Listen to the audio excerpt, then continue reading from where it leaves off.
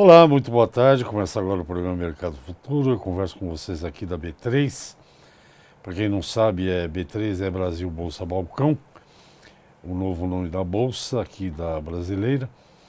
E boa tarde para os assinantes também, que agora eu tenho que dar esse boa tarde, tanto para os assinantes da Claro TV quanto os da NET TV, onde o canal está sendo veiculado agora.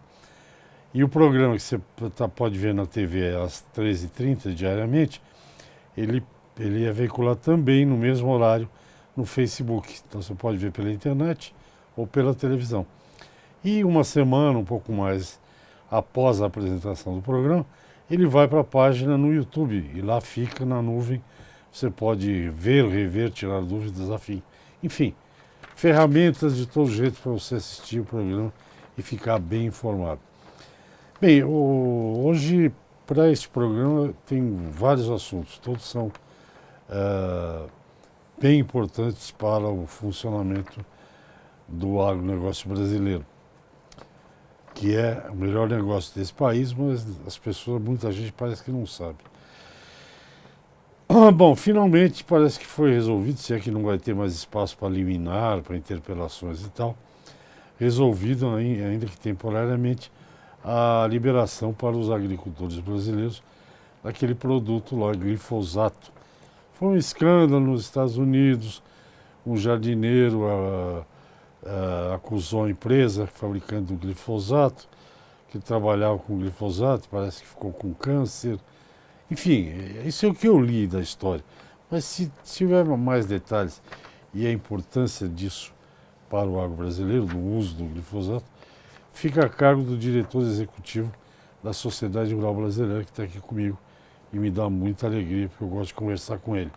O João Adrien Fernandes. Muito boa tarde, João.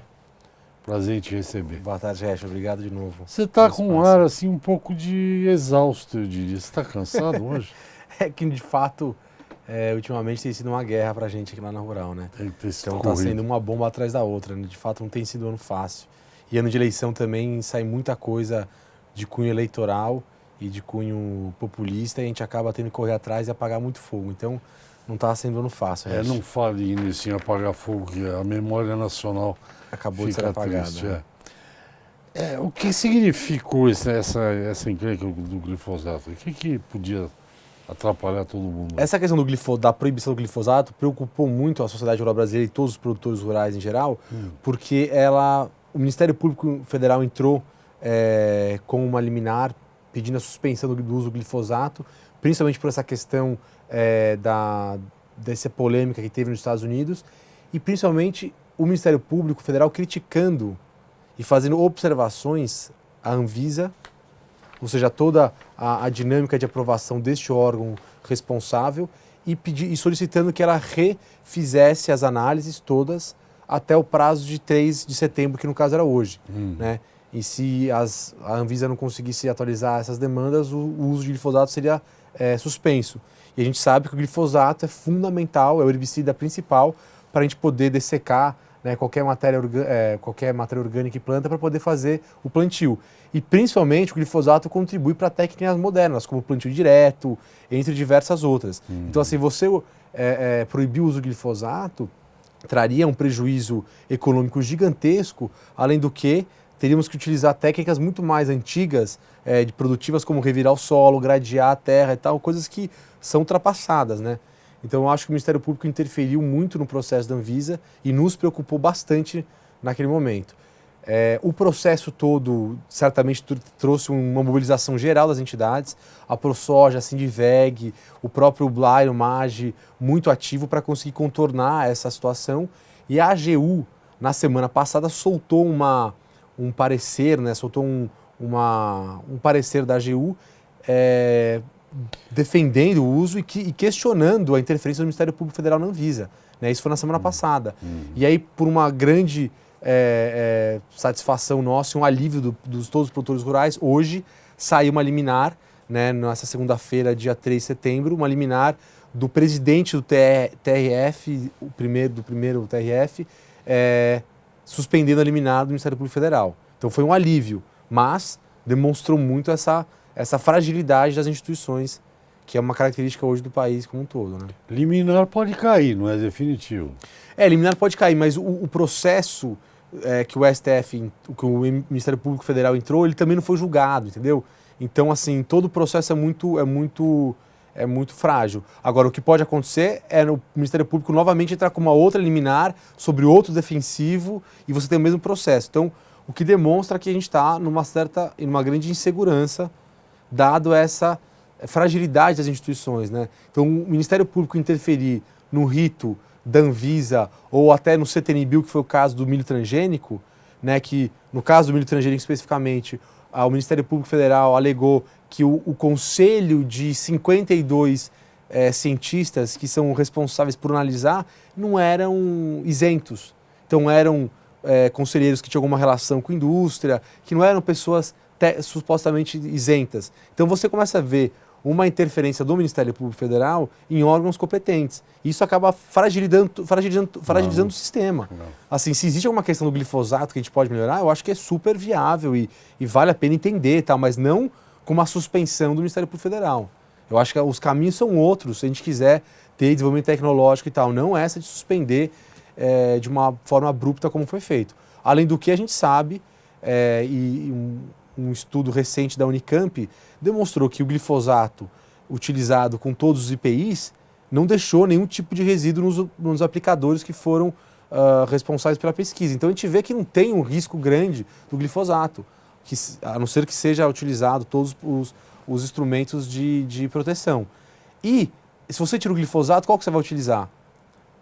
Se você utilizar um defensivo orgânico, é capaz que você tenha o mesmo impacto que o glifosato químico. Então não quer dizer que o orgânico não vai intoxicar o aplicador, né, o trabalhador.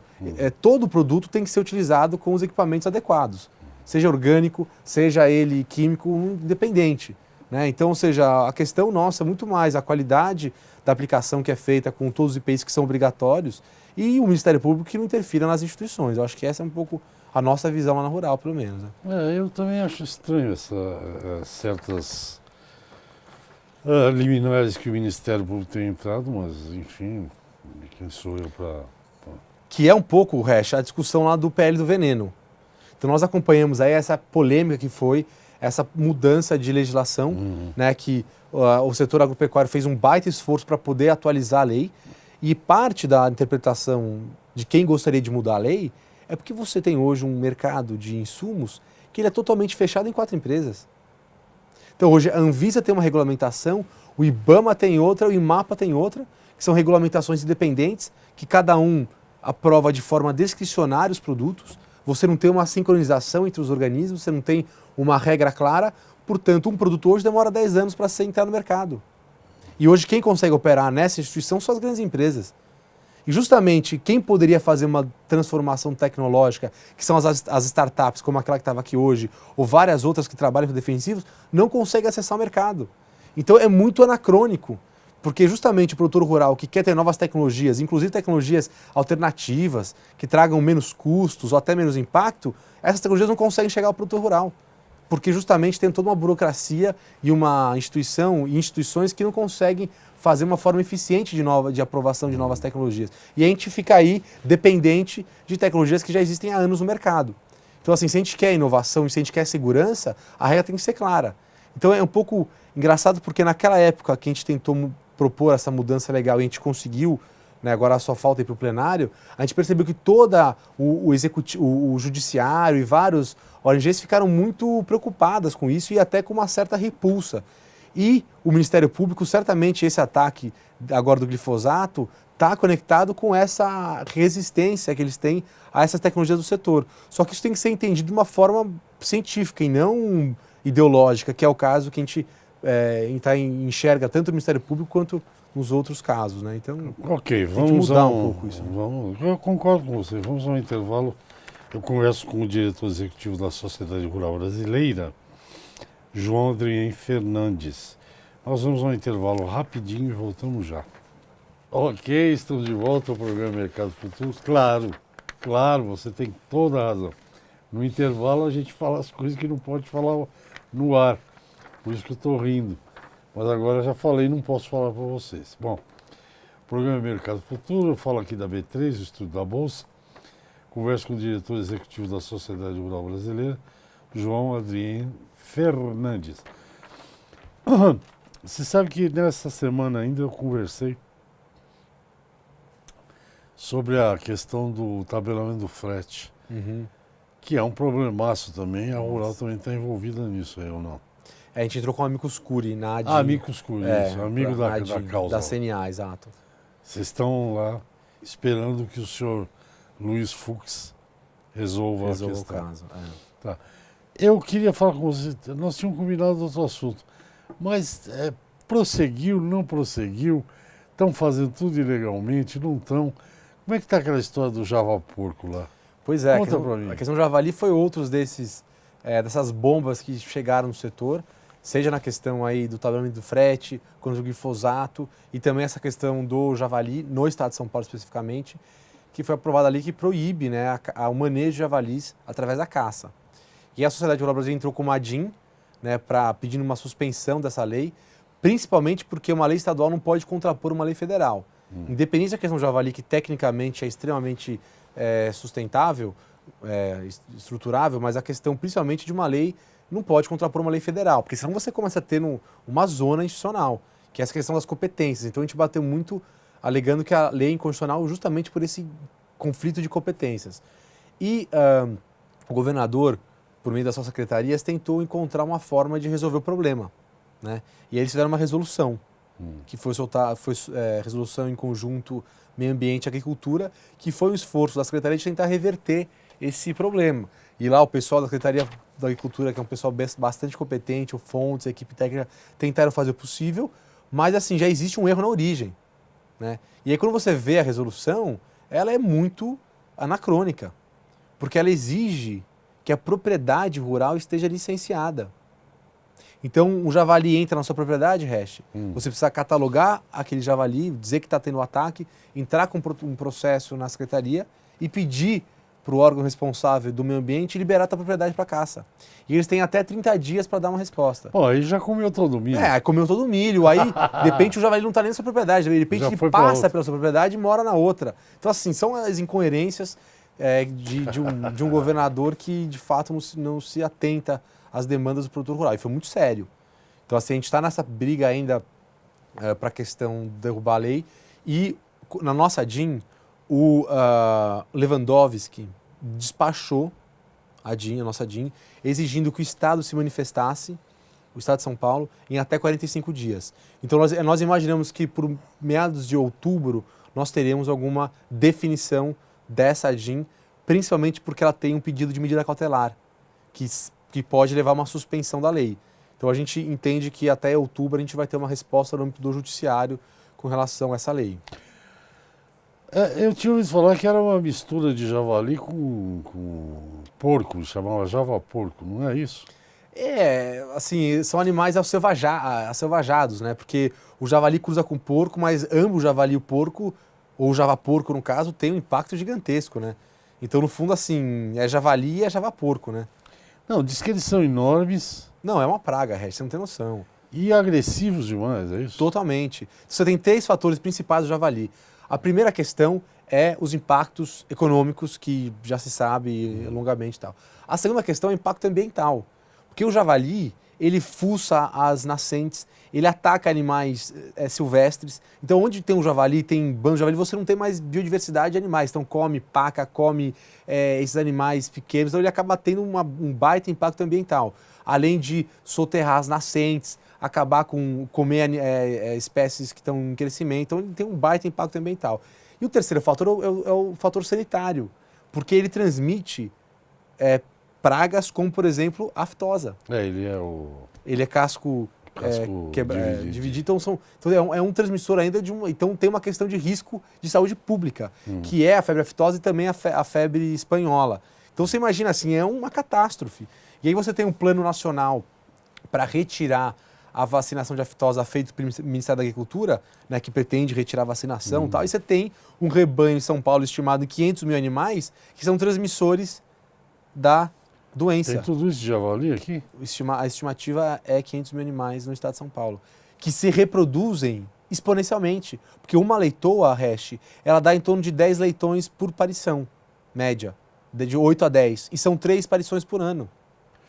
Então uma porca é 24, 25 leitões no ano. Então você imagina que você tem, vamos supor, de 500 animais, metade é fêmeas, então 250 mil fêmeas parindo 3 vezes por ano 8 leitões. Você faz a conta. É um rebanho exponencial, que não existe caçador no mundo que dá conta disso. Então a caça também não vai dar conta, ainda mais uma caça burocratizada dessa. Então assim, foi um erro crasso assim, do governador. Quem foi o governador? Foi o Geraldo? Não, foi o Márcio França. Márcio França? É. Em época de eleição, tudo se torna possível, né? E isso é um dos fatores que eu acho que a gente está tão exausto, assim, porque só veio bomba, né? Só veio bomba. Que foi a questão do javali, foi a questão da exportação de gado vivo, a questão da ANT, o tabelamento. Então, vivo, assim, um atrás do outro. Resolveu ou não? O gado vivo a gente conseguiu postergar a votação. Né? Então a gente conseguiu não colocar em votação porque a gente ia perder de Tira lavada. uma dúvida para mim. Eu vi algumas coisas, alguns vídeos, algumas coisas circulando aí, mas essas redes a gente tem que tomar um certo cuidado, né? Essas redes de... Sim. Mas eu vi um vídeo curtinho, eu não sabia que faziam isso. O navio é especialmente feito para transportar bovinos, né? Sem dúvida. É um coxo mesmo, é isso? É um confinamento móvel, né? E assim, eu acho que a discussão toda nossa foi a questão assim, se existe alguma melhora para ser feita em termos de bem-estar animal, vamos fazer. Né? Quais são os pontos que precisam melhorar? Só que o problema é que a oposição ela é vegana. Então não é uma oposição que preocupa com o bem-estar do animal. É uma oposição que não quer proteína de carne, não quer a produção de proteína animal. Então não tem discussão. Ela fala assim, mas que ponto que a gente pode melhorar se existe de fato alguma questão de bem-estar animal? Porque o Brasil segue as regras internacionais. Assim como os nossos concorrentes também seguem. Assim como a Irlanda, a Austrália, todos seguem as mesmas regras, e nós também. E lá na Austrália não tem esse problema. Na Irlanda não tem esse problema. No Brasil surgiu esse problema. Então o que a gente pode melhorar? Não existe sugestão. Aumenta o espaçamento, reduz lotação, não tem sugestão. A discussão é contra a produção de proteína animal. Então a discussão ela fica totalmente fora de contexto. Porque se fala que é mal-estar animal, maus trata os animais, mas não se apresenta nenhuma proposta de melhora. E se você fala da navegação, por que você não fala do transporte? Então assim, você vê que é uma coisa totalmente anacrônica. Então a gente ficou refém de gente que, de fato, não tem nenhum apreço pelo setor, né? Tá muito chato. Esse politicamente correto tá um saco. Eu já não aguento Não, e não é mais. nem saco, né? O problema é que é prejuízo econômico, né?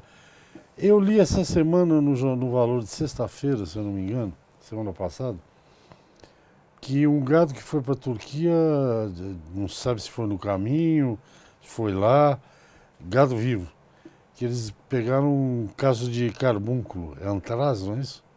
Do carbúnculo? O resto isso a gente não chegou a... Saiu essa semana. Ah, é?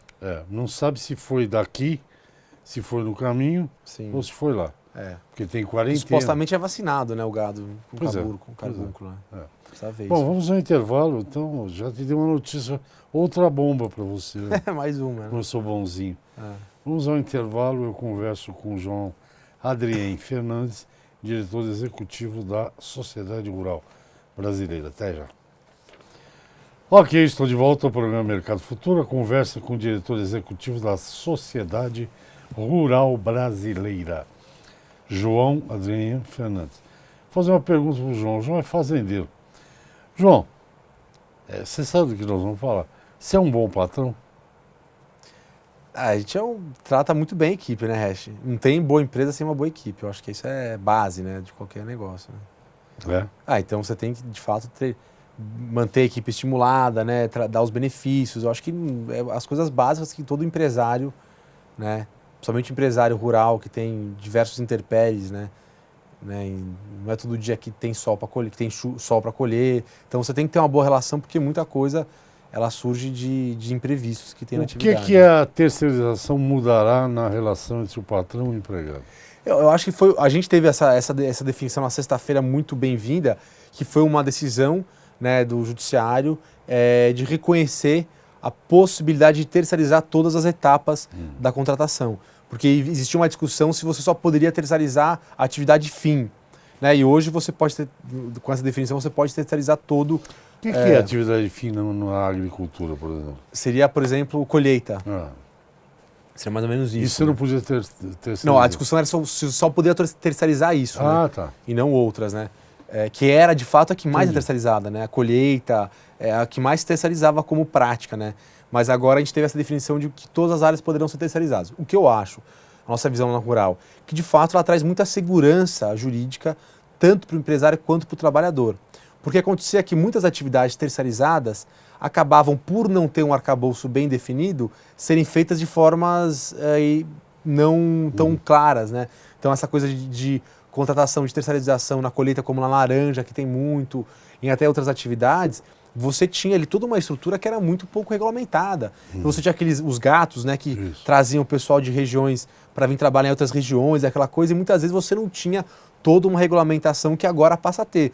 Por mais que seja uma terceirização, você tem que entrar nas regras trabalhistas com relação à utilização de equipamentos de IPIs, você tem a arrecadação do INSS, então você tem várias exigências que precisam ser seguidas, por mais que sejam terceirizadas, por uma forma de respeito ao trabalhador e também de ter uma boa relação entre empregador e trabalhador.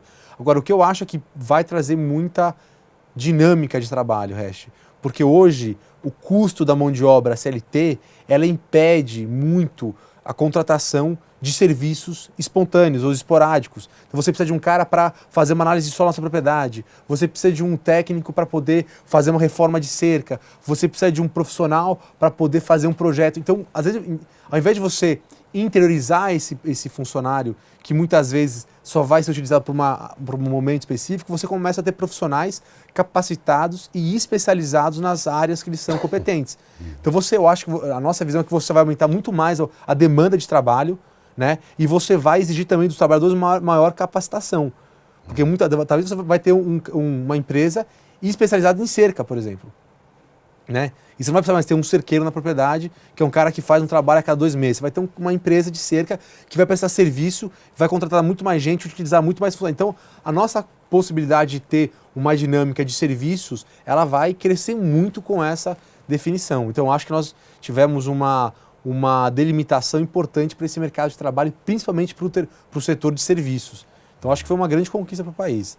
Na verdade, no agro tem muito trabalho temporário, né? Que é só um período. Né? Exato, principalmente por causa da sazonalidade, né? Então, acho que isso vem a calhar um pouco com essa dinâmica do setor rural.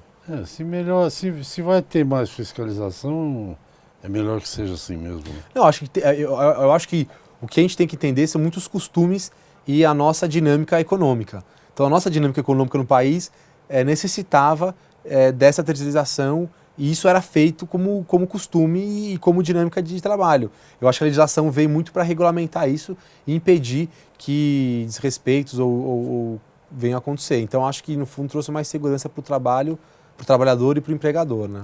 Eu tenho ouvido, nosso tempo está acabando já, eu tenho ouvido muito a respeito da eleição para presidente. Para que lado do agro vai, hein? Vai para o lado da direita, para a esquerda ou vai ficar no meio? Você tem algum termômetro aí? Lá na rural nós temos... Eu confiro, não, a rural não tem, a rural está lá para outra coisa. Mas eu estou assustado porque estou ouvindo de gente que eu considero inteligente, opiniões bem esquisitas. Você também tem ouvido? Né? Lá na rural nós fizemos uns debates, nós temos feito os debates com os candidatos agora, né? Então a gente ouviu vários candidatos, alguns vices e tal. Então está sendo bastante interessante para entender quais são as propostas dos candidatos para o setor. O setor em geral, e aí não falo como rural, né, como produtor, ele tem de fato uma forte apoio aos candidatos que estão apresentando propostas diretas e específicas para o agro. Né, na questão da defesa, na questão de valorizar o produtor, contra essa insegurança jurídica que existe na questão do MST, da invasão de terras, questões... Então, ou seja, tem alguns candidatos, e principalmente um candidato, que é o caso do Bolsonaro, que tem trazido essa pauta com todo o vigor. E isso tem, de fato, trazido muito apoio, mas não sei se não é o único, mas é o que está tendo mais reverberação. Mas é um momento de final de ciclo, né, Resch? Eu acho que a gente passou por um ciclo longo aí de um Partido dos Trabalhadores e o Brasil sempre teve movimentos pendulares, né? Então agora a gente vai ver para onde é que vai o pêndulo. E a gente não pode nunca esquecer que quanto mais ao extremo for o pêndulo, mais para o outro extremo vai o pêndulo. Então, acho que isso é uma coisa que é importante todo produtor rural e principalmente os empresários estarem cientes, né? Mas é uma faca de dois gumes, a gente não sabe o que vai acontecer. Não, você ninguém sabe. Ninguém sabe. Você. Ninguém sabe. Agora, o que a gente vai ter O pêndulo tá aí, ó. Blim, blom, blim, blom. Você falou 1 minuto, garoto? Não, eu acho só que a gente tem que estar muito atento, assim, a eleição de fato começou agora, né? Então vai ser muito interessante a gente entender também o peso das redes sociais e o peso da TV, né? Porque toda agora as análises de intenção de votos eram feitas quando a campanha não tinha começado. Então eu acho que vai ser uma mudança muito interessante de se analisar qual vai ser o peso desses canais de veículos de comunicação. Então é uma eleição bastante de disruptura, né? Vamos ver se a próxima pesquisa, que deve demorar uma semana aí, se der muita novidade, a gente volta a comentar. Vai ser um prazer. Obrigado, João. Sucesso. Foi um prazer, Hash. Obrigado de novo por estar aí, viu? Sucesso e força, meu. Você que é o nosso grande mentor das entrevistas, né? Se a gente faz entrevista boa é por causa do Hash, se a gente faz ruim é por causa do Hash também. É tudo por minha causa. Ele que criou a gente aqui na Só TV. sobra pra mim aqui. Obrigado, João. Espero te ver mais aqui, viu? Tomara. Gente, até o próximo programa. Obrigado pela atenção. Até lá.